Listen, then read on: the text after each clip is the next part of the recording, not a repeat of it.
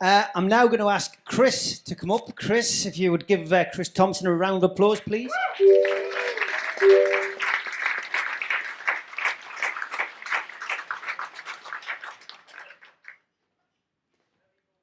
And hopefully that's... Yes, we've got the slideshow behind us. Chris, is it working? Fantastic. There we go. Chris, welcome to Newcastle.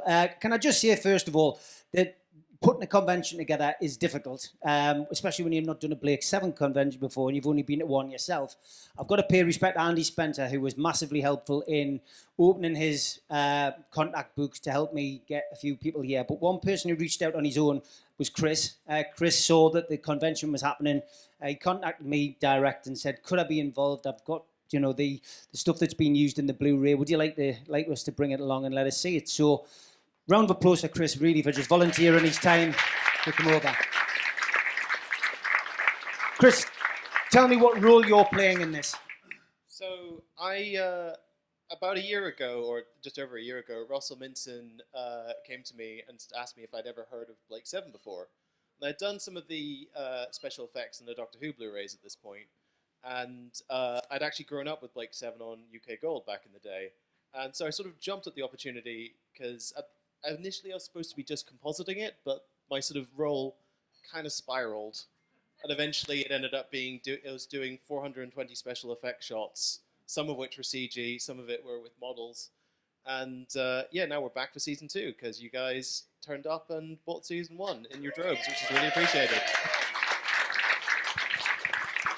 I think we were all thinking, well, they're just going to bring them all out and that's it. Was it really down to the sales? Did Series A have to sell well for Series B to be, to be made and released?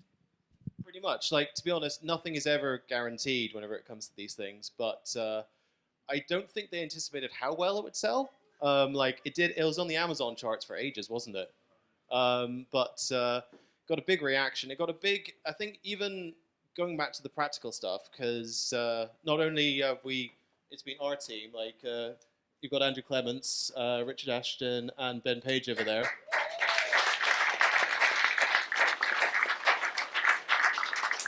But also, there's an English team, so we work with Mike Tucker and Matt Irvine.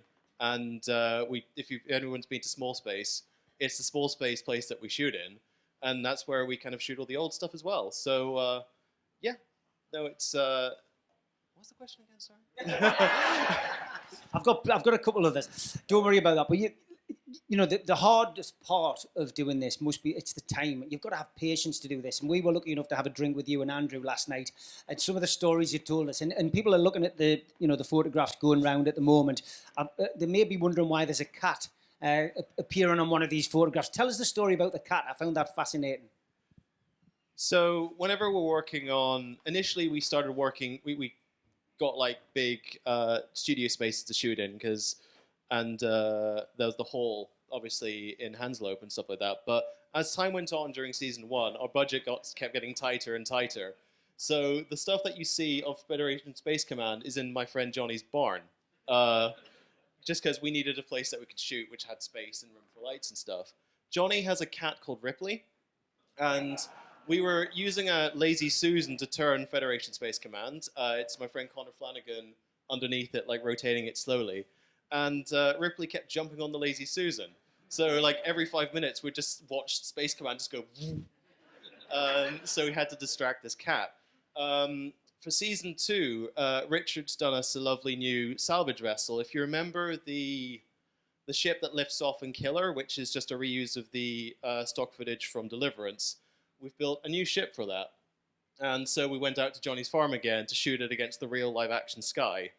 And once again, Ripley turned up and jumped on the little stool that we had it on. So whenever you watch season 2 and you see that ship, just know that there is a small cat sitting underneath it. Is there a particular moment where you've worried or you've been concerned about certain things? Has there been something? I mean, you talked about, when we were talking last night, we were talking about the Liberator, of course, and careful not to walk into it. Initially everything, if I'm going to be entirely honest, because I come from a CG background and sort of I work with the Thunderbirds people quite a lot on books and things like that, but this was the first time I'd sort of moved into practicals in quite this way. But I think particularly reaching out for help and reaching out to the team has been really, really great. For instance, like we have a new Liberator for Series 2. Season 1 was done over like a very protracted 2 to 3 months long with season 25 of Doctor Who. So, we had a few issues just in timing and having to come to England to shoot the Liberator, whereas Richard came in and together we put together this new, fairly accurate Liberator to the original, and Richard worked through Christmas over 2 months getting this thing together. And having something like that has made it that my life is so much easier. Like, we can mount it from the side, so I don't have to get rid of that damn pole that's in the middle.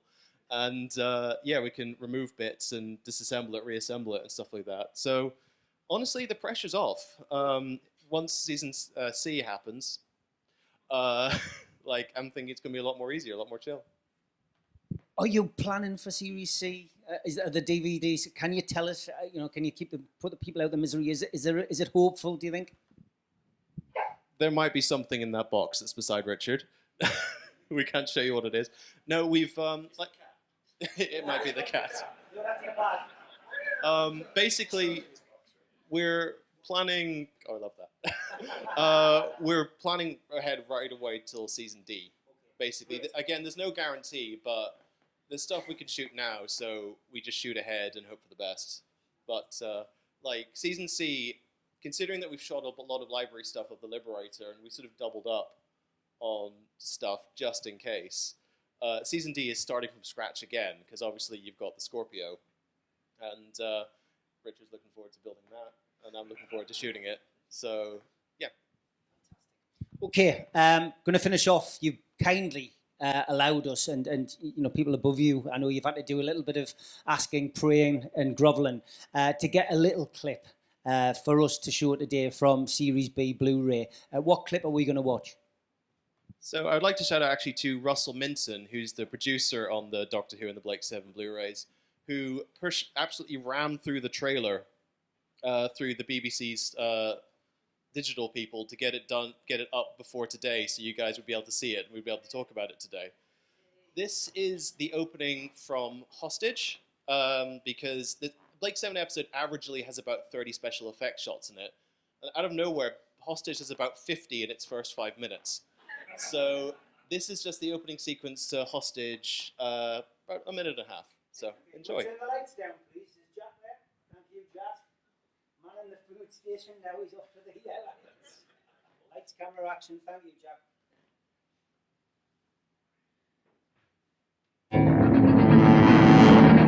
Information. Forward sensors indicate Federation pursuit ships. Send Strategy 3 immediate operation. Confirmed. Battle stations. Give me bearing and number of hostiles. Battle computers will specify 3 seconds. Activate the force wall. Activated. What's happening? Pursuit ship coming in. Get us moving. Sensors indicate 2 hostiles, bearing 137. Callie. Distance 500 spatials and closing. Full boost, Jenna. Full boost.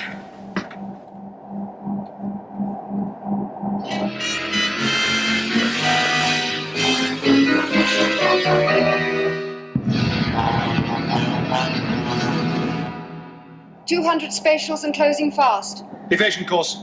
Evasion course underway.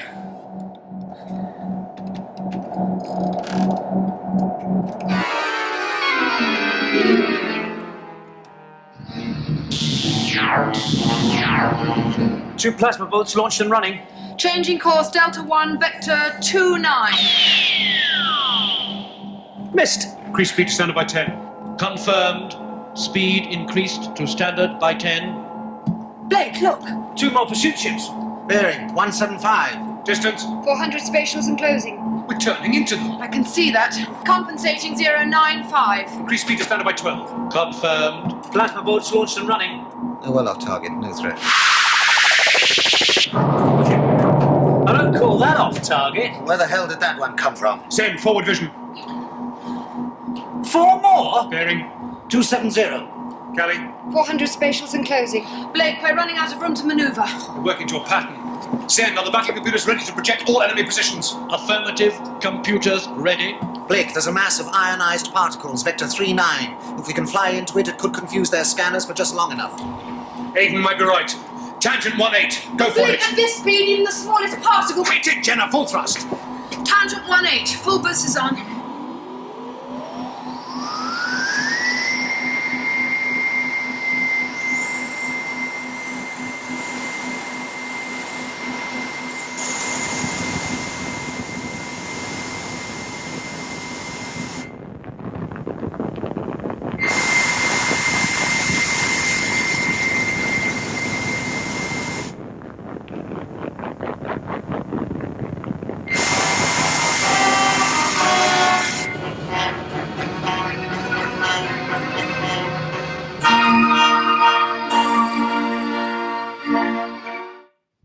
Ladies and gentlemen, put your hands together, please, for Chris Thompson and his wonderful team.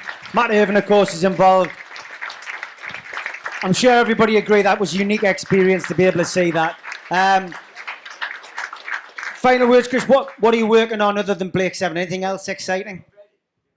I'm currently working on a Thunderbird's technical operations manual for Anderson Entertainment. So it's a 300-page tech manual with illustrations and stuff like that, and that'll be going up for pre-order in a couple of months. And then a bunch of other BBC stuff that I'm sure you will be interested in eventually.